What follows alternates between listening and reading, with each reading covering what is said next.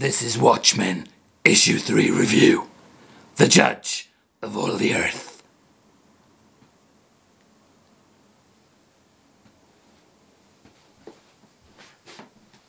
Hello, it's me, Ghost Critic. Let's get all this out of the way. Believe me, the end is nigh. Repent your sins.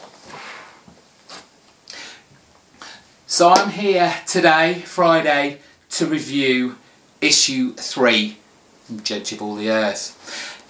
Of pretty much all the issues of the series of Watchmen, Issue 3, for me personally, is one of my favourites. It begins the device of the story within the story, and that is the Tales of the Black Freighter.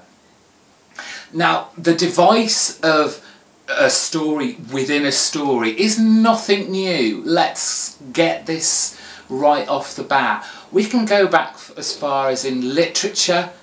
We've got William Shakespeare and his work of Hamlet, A Midsummer's Night Dream. He was forever putting stories within stories in these. One as a kind of invention to please the many crowds that would have flocked to see his plays, from the elite, the rich people of the town, to basically, you know, the poor, destitute people who went to these theatres to just for a laugh, to be entertained, to take them away from their very dismal lives. We see it in TV again and again. A part that you may not really see as a story within a story, but certainly is a lot of the time, is The Simpsons. The characters, The Simpsons, sit down and watch TV, and they watch a cartoon called Itchy and Scratchy. That, for the most part, is a story within a story. They are satirising to an even higher degree what The Simpsons are doing in their real world. And then in the world of movies, if you've watched the Scream trilogy, you have the stories, or in this case, the films within the films, the tragic events that happen in this town, they make movies out of. In the second one, it begins with two teenagers watching a film about what happened in the first film. It gets very complicated, but it's such an intriguing device that is often used just purely as a kind of symbolic device, but more often than not is used to have significant parallels to what the characters are going through on the outer story, and more definitely uses it to its peak in Watchmen. So let's kick off issue 3, and this is the first time since the first two issues that we get, for want of a different voiceover. The voice we've heard throughout the first two issues is Rorschach. It has been his point of view. It has been that voice in the background, his thoughts, his words.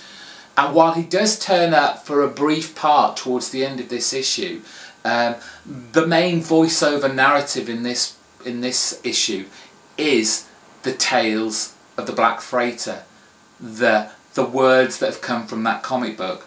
So we have at the beginning a scene of a news vendor, a middle-aged white man. He thinks he's seen it all, but what he's actually done is read headlines from the newspapers he sells. He thinks by reading these he knows everything.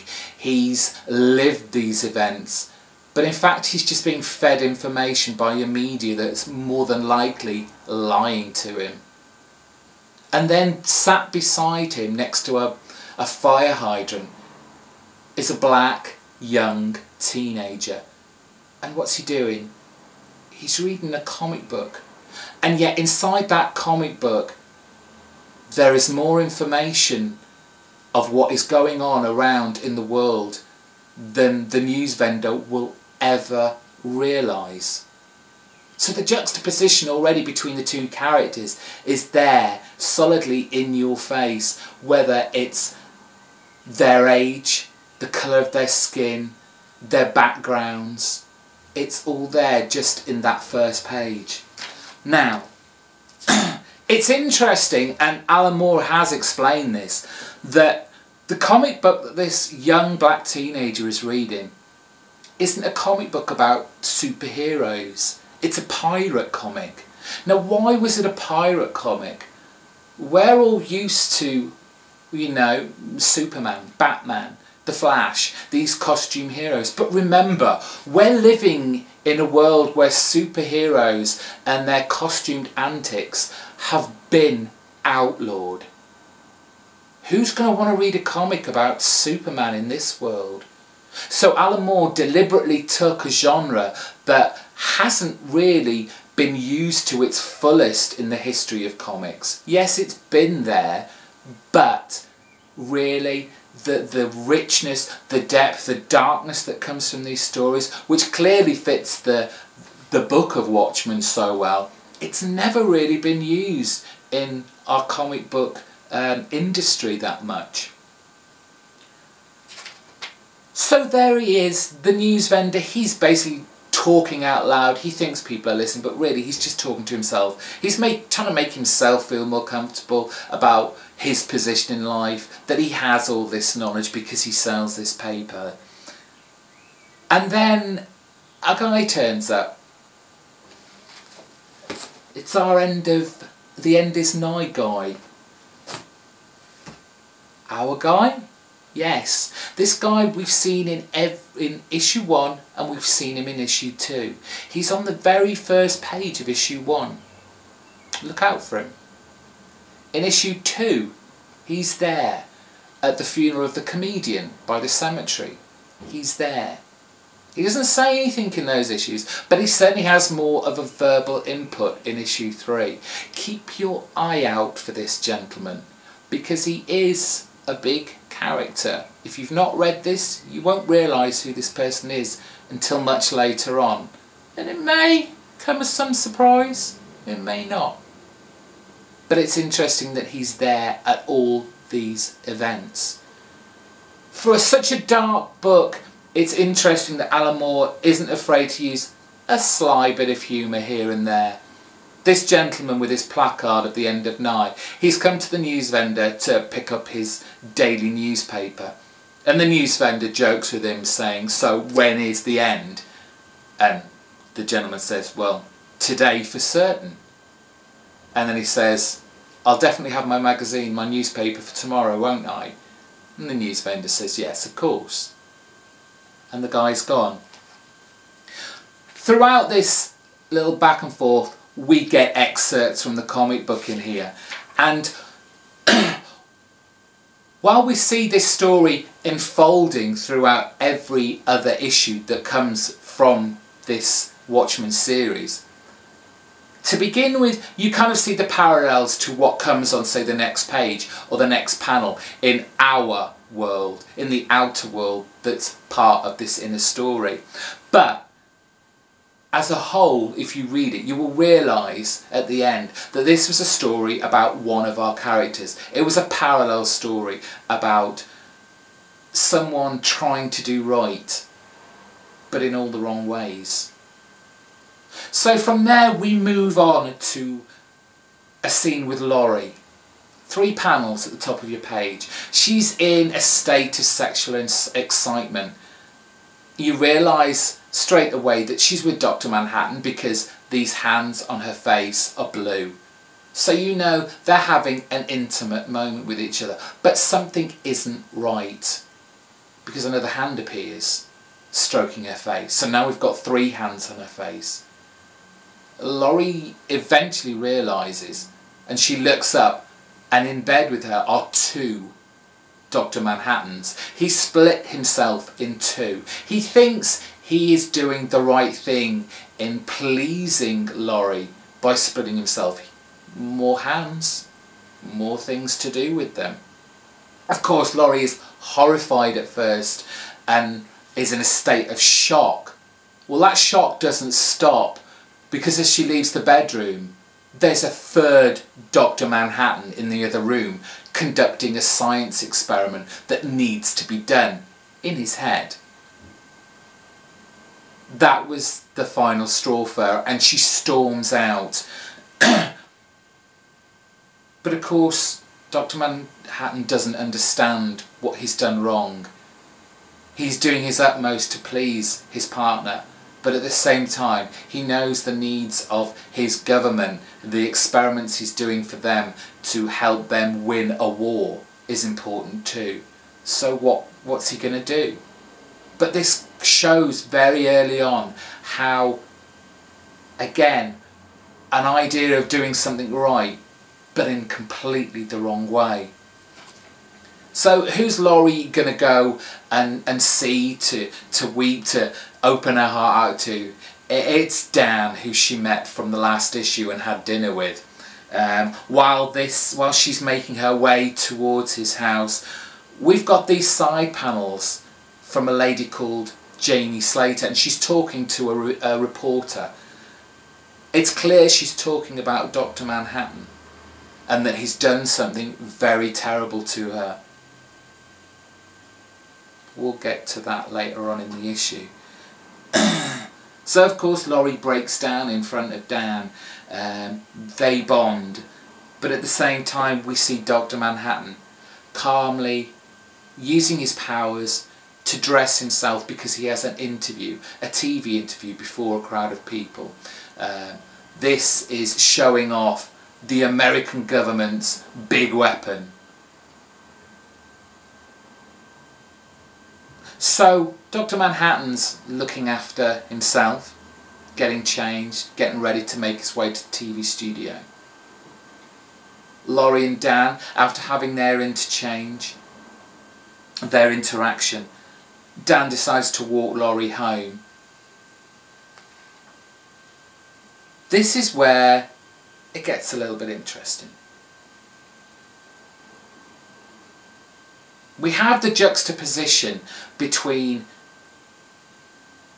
the verbal assault on Dr. Manhattan on the TV audition, the TV interview, and then the physical assault, or the attempted physical assault, on Dan and Laurie. Because as they're walking home, they are attacked by a group of muggers. Of course, we know Laurie and Dan, well, they used to be superheroes. They used to kick people about for a living. They're not going to be a pushover. So from these two separate events, we see one leading to an anger and ultimately a loneliness, and that was of Dr. Manhattan. And then on the other side, we have the age-old metaphorical device of violence and its accompaniment with the sexual act. You see Laurie and Dan attacking their potential muggers, and then at the end they're panting, they're heavily breathing. It's like they've just had sex, to the point where Laurie sparks up a post-coital cigarette. But then on the other hand, we see Dr. Manhattan. He is being attacked by the reporter that was just speaking to Janie Slater. It would appear that anyone that has had contact or had a relationship with Dr. Manhattan, whether it's a best friend, whether it's a girlfriend, whether it's a partner, they've all died of cancer. So, Dr. Manhattan makes his way home and finds his bedroom has been quarantined. He's clearly not happy with this. Now the world, he feels, is against him. He's now become a threat rather than a weapon, as all weapons eventually turn out to be. They're not there as something safe to keep us, to allow us to sleep better at night. And he disappears, literally. The clothes drop off him and he just disappears. And he ends up at a test base We don't know very much about this test base yet, but he enters a room and he picks out a photograph of a young man and a young woman who look very much in love, and then he disappears off the face of the earth. Laurie comes back to her home where she lives with Dr. Manhattan, and after Dr. Manhattan's outburst and the revelation that he could be of harm to the people around him, they're doing all kinds of tests on his room, on his clothing, on all the objects that fill his room. And of course, Laurie doesn't know what's going on. She hasn't seen this interview because she's been too busy being attacked and having metaphorical sex. But in that scene, it shows Laurie how indispensable she is, that she was only around because of Dr. Manhattan, and Laurie was that person that kind of kept Dr. Manhattan on an even keel, or supposedly so. The story ends, obviously, with the news headlines. Dr. Manhattan's left Earth. He's been seen on Mars. And of course, once that headline hits, now America hasn't got their big weapon. What happens? The Russians come in and they start invading the countries, in this case Afghanistan. That threat of Dr. Manhattan is no longer there, and they start to make their move. And of course the American government overreact. They start looking at the nuclear potential of the Soviet Republic, and if they press the button, who would be devastated? What countries would be no more? And they look at it and they do their little plans, their little ideas of what would happen. And they say, well, there we are, Britain down, Germany down, and then someone goes, I've seen worse scenarios. It's interesting from when Howler-Mouse did his review at the beginning, and he said that in this world of post-superheroes, whether retired or not, it's interesting that we don't see any supervillains. We don't know about these characters that were their nemesises. But, and you must do this if you have this book, whether it's in trade or whether you have it in the singles, take the time to read the prose pieces at the back, because there are so many clues within it. And there's a little paragraph which I'm just going to quickly read, which kind of gives quite a big clue to why we see no villains there. This is from the book by Hollis Mason, who was the first Night Owl, and he said, most of the crooks turned in their costumes along with their criminal careers, but some just opted for a less extroverted and more profitable approach.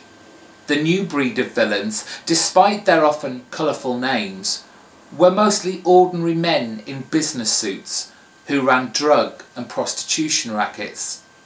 That's not to say they didn't cause us much trouble. Far from it. I just mean that they weren't as much fun to fight. The clues are there. The clues are always there, whether it's in the prose piece or whether it's just in the comic itself. It has to be said, I do have a kind of love-hate relationship with the Watchmen. I have no doubt that it is a work, I won't say of genius, I just think it came at the right time. But what it also did was, personally for me, it killed the innocence of the comic book industry. It went too far. And I think that's what Alan Moore really wanted to do. He was tired of the comic book industry. despite the fact he went on to write much more after this, but very much in the same vein, the dark tone. But he wanted to totally rip apart the innocent superhero costumes, the stories that, while weren't always original, had a light-heartedness about them, that had morals for the youth of that day. And Alan Moore, for me, tore that apart. He bludgeoned it with a baseball bat with barbed wire wrapped around it, with nails and jagged glass super glued to it. I don't blame him for doing this, but there you have it. And that, my friends, is issue 3 of Watchmen. I hope you enjoyed my review. I'll be looking forward to many more. Bye bye.